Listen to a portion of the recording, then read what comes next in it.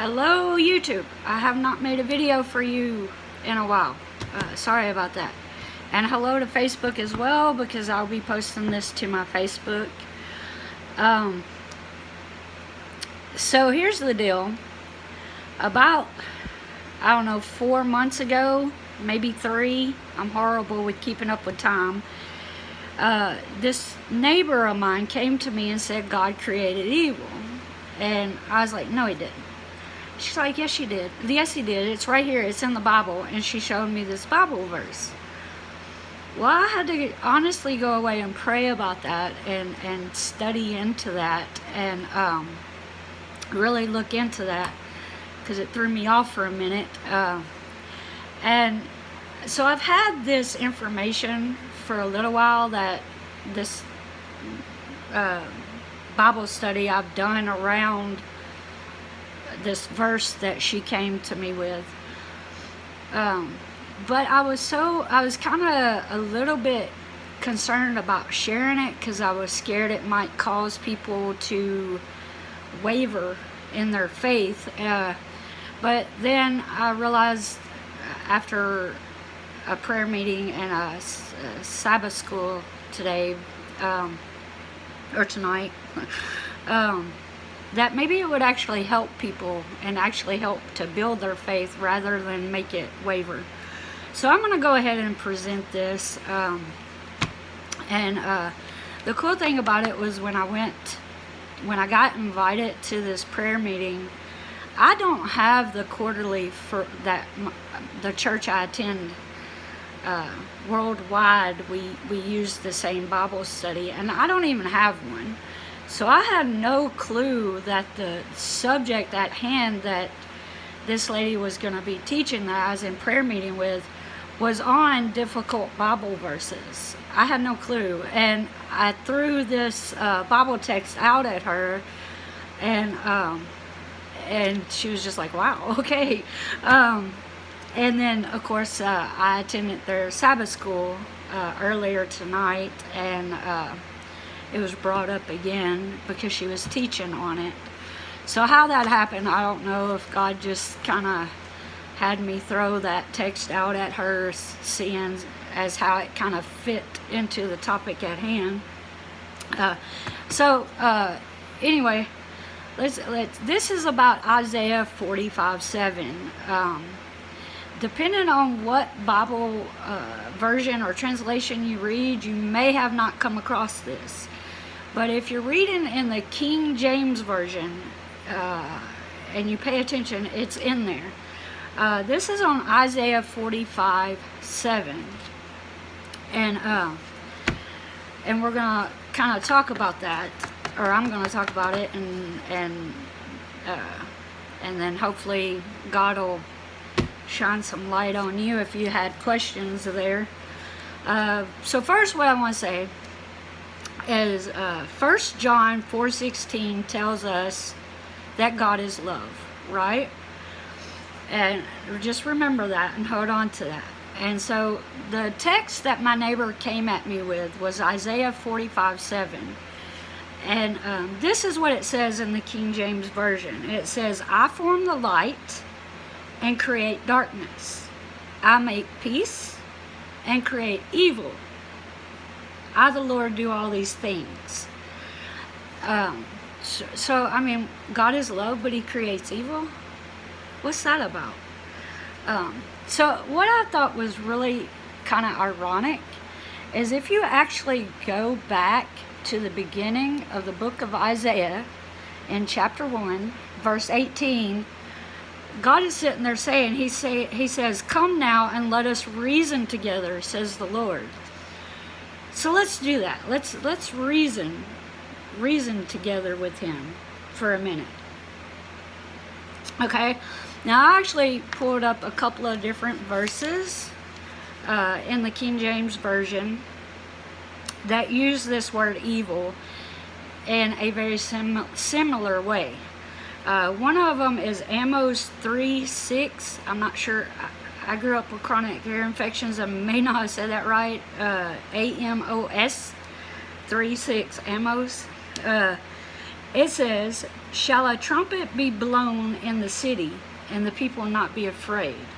Shall there be evil in a city, and the Lord had not done it? Okay, and then we've got Job 2:10. Okay, and it says, now you got to remember, Job is being like afflicted in a lot of ways if you go back and read the whole book of Job. But Job 2:10 says, but he said unto her, thou speakest as one of the foolish women speaketh. What? Shall we receive good at the hand of God, and shall we not receive evil? And all this did not Job sin with his lips. Okay, so what do you make of that? All right. It's not as complicated as you might think, because it's not talking about moral evil. Okay? I have a question. We're going to get to it. How many of you actually paid attention in English class? Raise your hand. Yeah? Okay. What it boils down to is, I hope this reads where y'all can read it and not backwards. Can you read that? It boils down to homonyms. Okay, so you have synonyms, right? Remember that? You have antonyms, and you have homonyms. Okay, a synonym, it means that the word is similar to the word in question. Okay? An antonym means that it is opposite of the word in question. Homonyms are words that look the same and sound the same, but have different meanings. Okay, let me give you a few examples. All right. Pen. The word pen, it can mean a writing utensil, or it could be a contraption or a holding area for animals, right? That's a homonym. All right. You got the word book, which can be something to read or an act of making reservations. Bat. It can be an object that you hit a ball with, like playing baseball, or it can be a nocturnal flying mammal. I got two more for you, just to get it in there. Bright, okay? It can mean intelligence, like somebody's very smart, or it could be filled with light, like your lamp is bright, okay? Tired. This could mean that you're growing fatigue, or it could be part of a will. All right, get the point in English?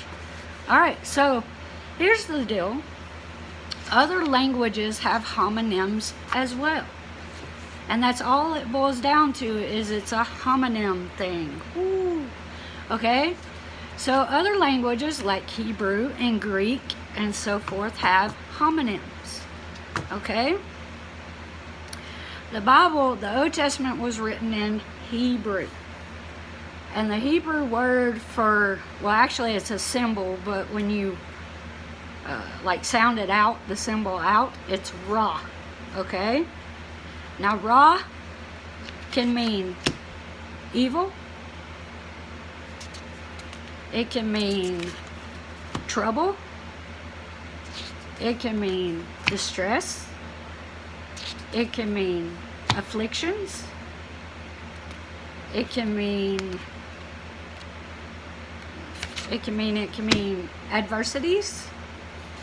And it can mean calamities. Okay? That's all what this word Ra can mean. And it's all homonyms. Homonyms. It's a homonym thing. And see, what's happened for a lot of us is, one, we didn't pay attention in English class. Two, we don't read as much as we used to. We're in front of our TVs, we're watching movies, we're watching Netflix, we're playing video games, we're on our phones. We're not reading the way we used to, and we're losing our vocabulary, and we're losing our mental ability to comprehend certain words and what they mean. And so that's basically what it boils down to. So when in Isaiah 45:7, when you read the Bible, you want to consider the whole context. I mean, even if you have to read the whole book of Job, for example, to understand the context of something. But here comes your English lesson that you had back in school. I'm going to remind you of it. There's also this thing called immediate context. Immediate context, okay? So Isaiah 45:7 says, I form the light and create darkness.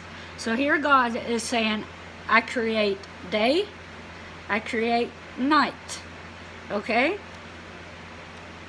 Opposites of each other. And then he goes on to say, I make peace, which in Hebrew is shalom, and I create evil. And I first thought you think, well, yeah, that's opposite. Not really. It's not opposite. Moral evil is not opposite of peace. Okay? I will tell you what is opposite of peace. It's this word right here. Calamities. Or you can also use the word discord. Would be the opposite of peace. So there's your immediate context. And then you want to think on a logical level to it. If you've got God saying that's love, He's love, and if you sin is the transgression of the law. Sin can be evil. Murder is evil. Rape is evil. And you have your wickedness and evilness out there. But why would He punish you? If He truly created that kind of evil, why would He punish you for it? You have to stop and think about that and really use your brain. Use the logic that God gave you and reason with Him. Pray about it, talk about it, and you have to line all that up. You have to line it all up. And but that's what is going on there is when He says that He created evil in Isaiah 45:7, He's not talking about moral evil. He's talking about calamities. And a good example also would be like back in Egypt when He sent Moses to tell the Pharaoh to let my people go. And the plagues, go back and read about the plagues that God sent. But that you have to understand about God's judgment and God's wrath, which is a real thing. But that doesn't mean He isn't love. It's just that sin is very repulsive to Him. But He loves you despite what you do. But the plagues in Egypt, you could say are evil, but you could also use this homonym thing, okay, or synonyms, and there's other words for it. It could be afflictions, like on the firstborn, where He killed the firstborn of the Egyptians. That would have been more like an affliction with that plague. But anyway, that's my spiel on what God was trying to say in Isaiah 45:7. Very similar to what He's trying to say in Amos 3:6 and Job 2:10. But anytime you come across a difficult text, you want to just, pray about it. And don't just slam your Bible shut and go, well, I'm done. You have to stay in there and reason with God. Because in Isaiah 1:18, that's what He wants you to do. He's saying, come now and let us reason together, says the Lord. God bless you all. Hope that helps you out. And have a good week.